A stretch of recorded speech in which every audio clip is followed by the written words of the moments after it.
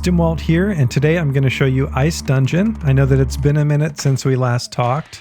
Actually, the LOUTV Twitch should have just finished, and this video will, be released after that. And so if you just finished watching the Twitch, or now you're watching this, thanks for joining us.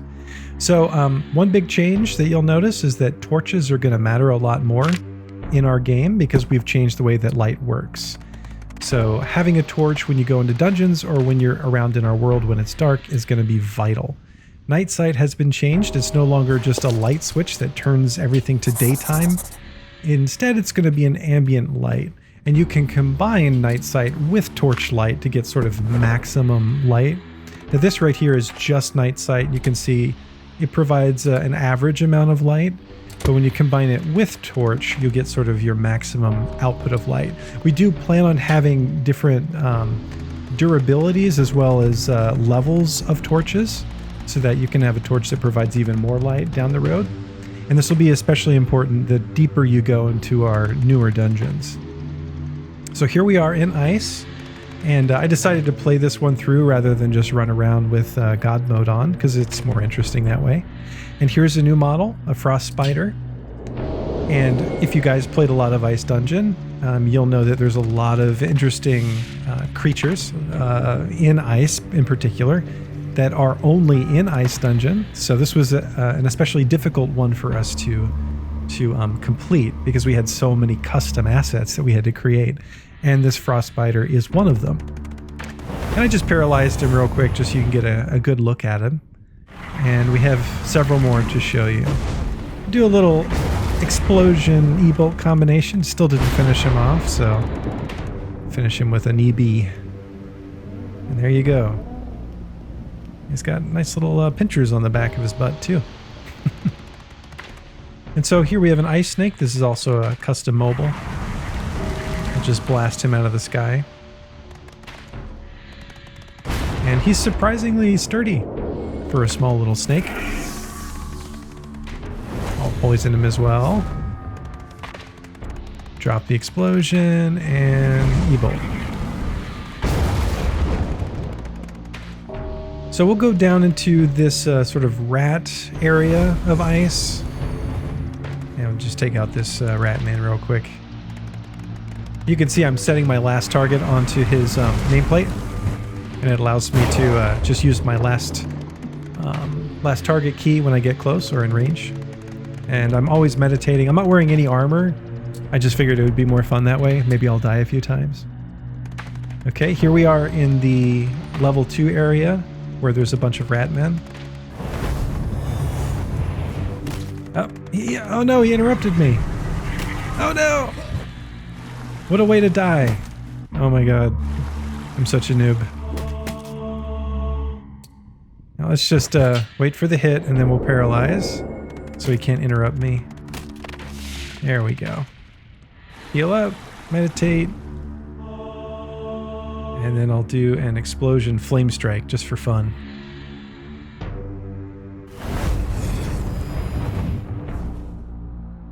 And kablooey! Nerd. Okay, so let's move a little farther in here. I'll do a Blade Spirit.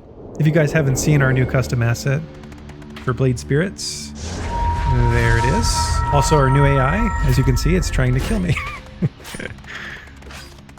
One trick I've learned is if you pre-cast a teleport, get close to some dudes and then teleport away, the Blade Spirit tends to establish aggro with them. Alright, that's enough hints for you, but Blade Spirit is really nice. It's a great spell, very classic UO, and of course we had to have it, so we added it. Oh, it looks like there's a Ratman mage there. I bet he's gonna dispel. I'll probably dispel one of the... Yep, there we go. So really quickly, I'll just show you this area. This is a good area to farm Ratmen. You've got Ratman warriors, which are just tankier. There's a captain, which is super tanky.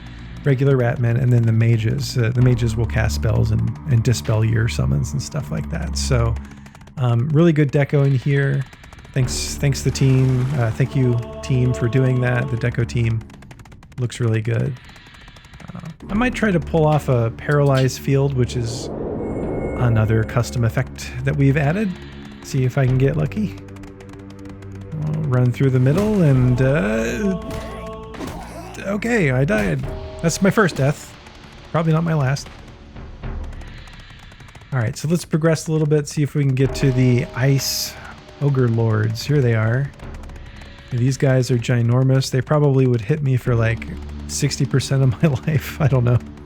I'm wearing no armor again, so I'll paralyze him so we can get up close and zoom in and see, you know, what we're working with here. All right. I also pushed him out of the way, so we have mobile collision now too. But yeah, this guy seems to have a serious case of contact dermatitis.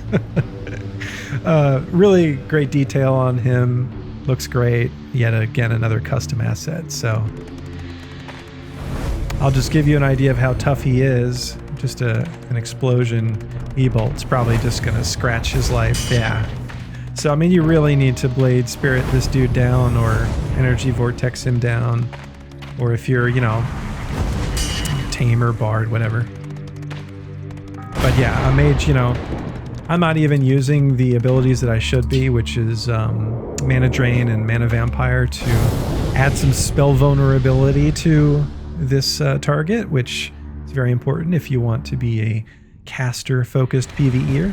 But we'll get into that later. So now we're deeper into the dungeon. You'll notice that there's a bunch of snow elementals, ice elementals. They each have their own specific effects and graphics that allow you to know that, you know, they're different. And they're casters too, I believe. But let's just go right into level 3, which is where the ice fiends are, as well as a bunch of chests and I think stealable crates. But I'm being very careful with the ice fiends. They're nasty. So we'll paralyze him if I get in range. There we go. And we'll get close just so you can take a look at this custom asset as well. He is very gnarly looking, and he's got awesome detail on his wings. He's got a weird blue, like, spinal situation going on here. And he's nasty. An Ice Fiend will definitely mess you up, so I'd rather not die yet again, so I'll paralyze him. We'll take a look at the rest of this level 3. Oh, paralyzed. And we'll just paralyze this guy too. We don't want any trouble here. But yeah, this looks very close to UO. This whole area got a pentagram, cool effect in the center. It's different though. I mean, one thing that I like to reiterate to people is that we aim to be the successor to UO, not just one-to-one UO itself. That's boring. It's been done many times on private shards. You know, we have a new engine and we have a different vision. And we are aiming to really succeed Ultima Online by drawing upon the Ultima lore of old and sort of giving it a new beginning and starting over again and doing what the original game never did, which was just going back to its roots instead of adding silly things like trammel and ninjas. So those are the Ice Fiends, and that was the Ice Fiend layer. We've got our Frost Trolls and Ice Serpents still hanging out with us. I'm going to go a little further into the dungeon, see if we can get... Okay, second time I died. See if we can get a little further, and I want to show you one of these elementals. I've already paralyzed an Ice Serpent. Let's see if I can paralyze the... Nope, I'm actually just going to fight the Ice Elemental here because he casted a Flame Strike. There we go. All right, so now you can get a closer look of the elemental. This is the base custom asset for all of our elementals. However, the elementals have different effects that swirl around them. So that's how you can tell the difference between ice, snow, air, fire, poison, acid, blood, etc., etc. So yeah, it looks pretty cool. It looks way better than our older models that we had. And these guys have cool AI as well, so some of them will cast and some of them won't. I think this guy does cast. Yeah, he does. And he also has a really cool death effect, I think. Yeah, it looks pretty sweet. Okay, so let's continue a little further. We have some white worms over here. And I'll just do a Blade Spirit just to sort of direct all of those frost spiders and snakes away from me. None of them are casters, so they can't dispel. So then I can pretty easily teleport over and show you where the white worms are. So here are 2 white worms. These are casters. And I'm not going to mess with them because they will kill me so fast, but just wanted to show you where they are. They interrupted me somehow, I'm not sure. And just dodge the snow elementals and the snakes and the trolls until we get to our brand new level 4. Now this is an interesting level. It didn't exist in original UO, and it's an example of how we're really going in a new, different direction.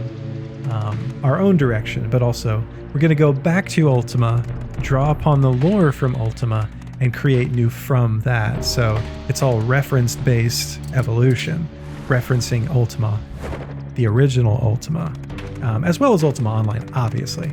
But yeah, there's something weird going on here. I'm not really sure. What is this? There's, it look like, not sure, some kind of offering bowls? This whole area seems to be dedicated to this. I wonder what that's all about. So yeah, that's Ice Dungeon. Again, by the time this releases, public TC or public test center will be open, so you can come and you can test all these things. Please come and test them. All right. Thank you for watching. Hopefully you guys thought this was fun, and look forward to my new videos. I'll be coming out shortly for Shame and Despise.